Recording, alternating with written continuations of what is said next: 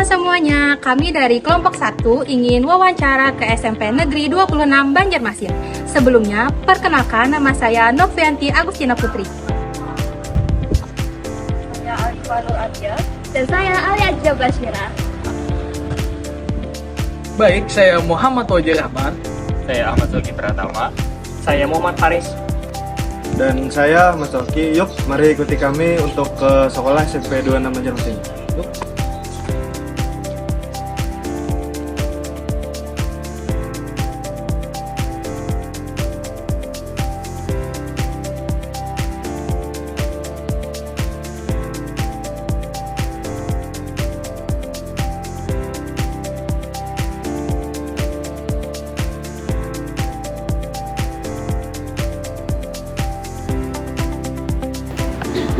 Baik, Assalamualaikum warahmatullahi wabarakatuh. Waalaikumsalam warahmatullahi wabarakatuh. Baik, selamat pagi. Terima kasih kesempatannya kepada Bapak yang telah bersedia untuk menjadi narasumber kami. Pada hari ini itu kami akan mewawancarai Bapak tentang apa sih itu kurikulum dan pembelajaran. Tujuan dari wawancara ini adalah untuk mengetahui lebih dalam bagaimana penerapan kurikulum serta proses pembelajaran yang berjalan saat ini. Semoga melalui wawancara ini kita dapat mendapatkan informasi yang sangat bermanfaat. Baik, sebelum kita mulai ke proses wawancaranya, kita lebih dulu perkenalkan diri kepada Bapak dan tim wawancara. Silakan. Baik Pak, perkenalkan nama saya Alifah Nur Adia. Baik Pak, perkenalan nama saya Ahmad Zulki. Kami dari Pendidikan Ilmu Komputer. Kalau Bapak Hadis Wandana di sini kebetulan ditunjuk Bapak Kepala Sekolah membantu beliau sebagai wakil kepala sekolah bidang kurikulum. Jadi silahkan aja kalau mau informasi nanti sebisa Bapak jawab berdasarkan pertanyaan-pertanyaan yang kalian tanyakan. Silahkan. Baik, kita akan mulai pertanyaan pertama. Baik Pak, untuk pertanyaan pertama, bagaimana peran manajemen kurikulum dalam meningkatkan kualitas pembelajaran sekaligus membantu siswa mengembangkan keterampilan penting seperti kreativitas, komunikasi, kerjasama, dan berpikir kritis? Sebelumnya kurikulum itu memang diatur oleh pemerintah. Kemudian kita di sekolah ini kan memanajemen. Yang pertama pasti kita merencanakan sebelum menyusun, sebelum mengevaluasi pasti ada perencanaan. Karena kurikulum itu sebenarnya sangat berguna bagi sekolah. Kalau tidak ada kurikulum, sebenarnya namanya itu sekarang KOSP, kurikulum operasional sekolah. Jadi itu mengatur memanajemen sekolah, bagaimana nanti mengelola sekolah dalam hal bidang pelajaran. Pelajaran itu ada kurikuler, ada kokurikuler dan ekstrakurikuler. Jadi kalau tidak ada panduan KOSP, kayaknya sekolah itu tidak mungkin berjalan sesuai dengan rencana. Karena di situ pertama itu ada profil sekolah, ada visi misi sekolah, ada tujuan sekolah. Kemudian di situ ada pembagian jam mengajar, ada pembagian waktu-waktu, ibaratnya kayak evaluasi. Kemudian di situ juga ada penentuan KKM, walaupun sekarang kan KKM itu tidak seperti KTSP kurikulum 2013. Dulu kan ada namanya KKM, ada 75, ada 85. Sekarang kayaknya KKM itu tidak muncul, walaupun ada ditulis di rapot.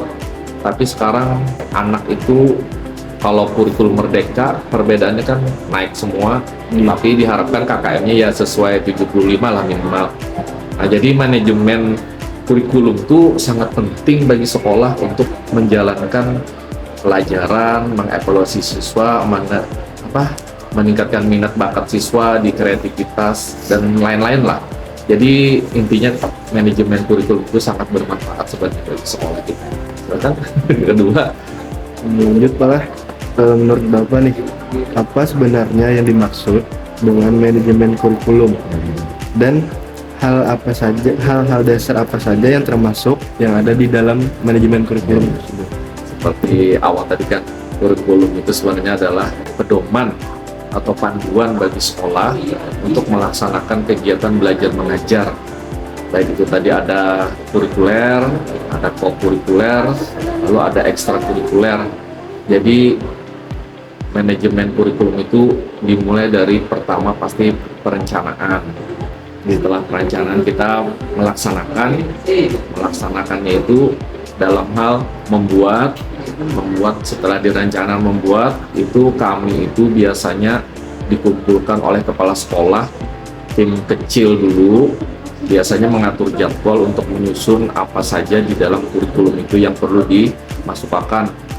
Artinya dikumpulkan, kemudian setelah terbentuk kerangka-kerangka dasar, kemudian beserta Dewan Guru itu dikumpulkan, ada tata usaha melengkapi, biasanya itu kan ada operator.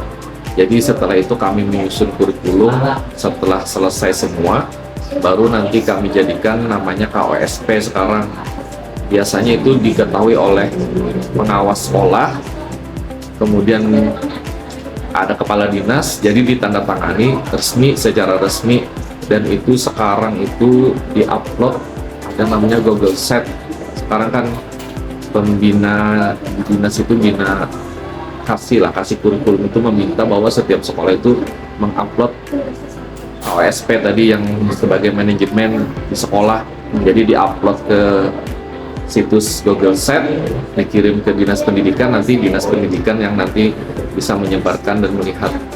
Jadi intinya kurikulum itu pertama kita merencanakan tadi ada bisa tim kecil, setelah itu kita melaksanakannya itu dengan cara membuat dulu, jadi kerangka-kerangkanya, jadi unsurnya itu banyak tadi seperti yang Bapak bilang tadi, ada pertama itu pasti profil sekolah. Profil sekolah itu ada lahan kita berapa, lalu ibaratnya ini daya dukung kita sekolah ini apa saja, fasilitasnya apa aja. Kemudian di dalamnya itu berisi lagi ada visi misi sekolah. Nah, jadi visinya kita kemana, tujuannya, visinya dulu kemana, lalu misinya kemana, nah lalu ada tujuan sekolah. Nah, jadi di dalam manajemen yang KOSP tadi harus ada membuat itu, kemudian baru susunan-susunan dari dewan gurunya. Di situ ada misalkan kepala sekolah, ada wakil kurikulum biasanya, wakil kesiswaan, kemudian wakil sarana prasarana, pembina OSIS, kemudian sampai dewan-dewan guru berdasarkan mata pelajaran itu semuanya lengkap itu. Malah nanti ditambah lagi di situ kita harus ada membagi beban jam mengajar. Jadi kita itu berdasarkan kurikulum. Kebetulan dulu itu kan pernah ada 2 kurikulum Merdeka sama kurikulum KTSP. Jadi itu bisa berbeda atau bisa disamakan dengan mengadopsi kurikulum Merdeka. Walaupun berbeda perencanaannya, kan ada metode mengajar, bukan metode, media ajar lah namanya. Kayak dulu kan kalau KTSP itu RPP. Sebenarnya ini bimbang nih antara dua nih, metode kurikulum sama KTSP itu kan sebenarnya kurikulum tingkat satuan pendidikan itu di kurikulum 2013. Sekarang KOSP namanya karena kurikulum Merdeka, dan sekarang ini kurikulum nasional namanya. Itu kan di situ ada perencanaan sebenarnya ada RPP, ada pembelajaran lah istilahnya, itu media untuk guru-guru mengatur cara mengajar seperti apa. Jadi intinya tadi di dalam itu tadi ada membuat pertama kita Bapak terulang-ulang nih perencanaan, pelaksanaan itu nanti ada evaluasi. Nah, jadi dievaluasi ini kayaknya ada 4 unsur: perencanaan, pelaksanaan, kemudian kita melakukan evaluasi, dan terakhir itu dibuat sebenarnya tujuannya apa. Jadi evaluasi lalu tindak lanjut, nanti setelah kita melaksanakan itu apa tindak lanjutnya. Kayaknya itu dulu Bapak, ini cukup. One is the loneliest number that you